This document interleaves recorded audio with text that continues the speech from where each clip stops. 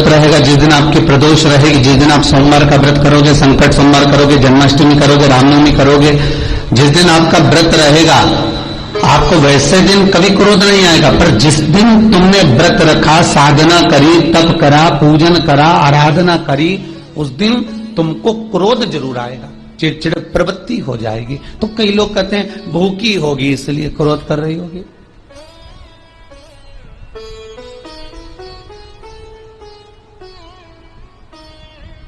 कई लोग कहते हैं कि भूख लग रही होगी इसलिए चिड़चिड़ प्रवृत्ति हो गई होगी। नहीं नहीं भाई, भूख से उसका कोई ताल्लुक नहीं है, क्योंकि रोज कोई जरूरी है कि वो इतना खाती हो कि नहीं खाती हो। कभी कभी तो दिन भर भूखी रह जाए तो भी क्रोध नहीं है।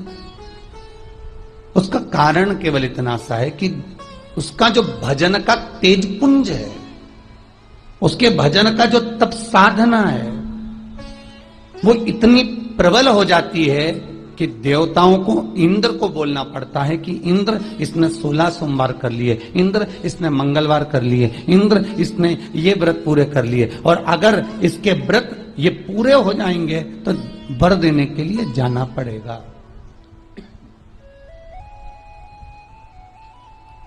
अगर इसके व्रत पूरे हो गए तो आशीर्वाद देने के लिए जाना पड़ेगा। इसके व्रतों को खंडित कर दिया जाए। तो व्रत को खंडित करने का सबसे सुंदर तरीका देवताओं के पास है कि जिस दिन व्रत हो, 2-3 व्रत अच्छे निकलते हैं और एक व्रत में इतना क्रोध आ जाता है कि सारा करा धरा पानी फिर जाता है।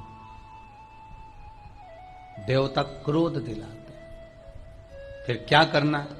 तो शास्त्र कहता है कि जिस दिन आपका व्रत है उस दिन एक काम जरूर करना कि भगवान का मंत्र जाप कर कर, भगवान का स्मरण कर कर, कटोरी में जल लेकर, पात्र में जो जल रखा हो, पूजन पाठ करते समय, स्मरण करते समय वो जल का पान अवश्य करें।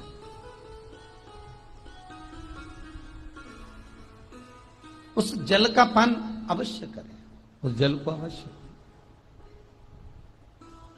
क्या होता है जल का पान करने से? कथा कहती है,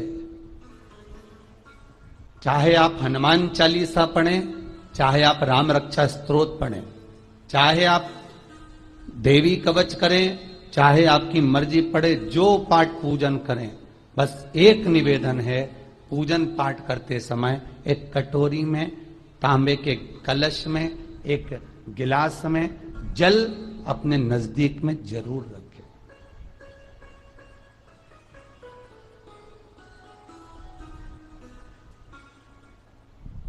क्या होगा उससे?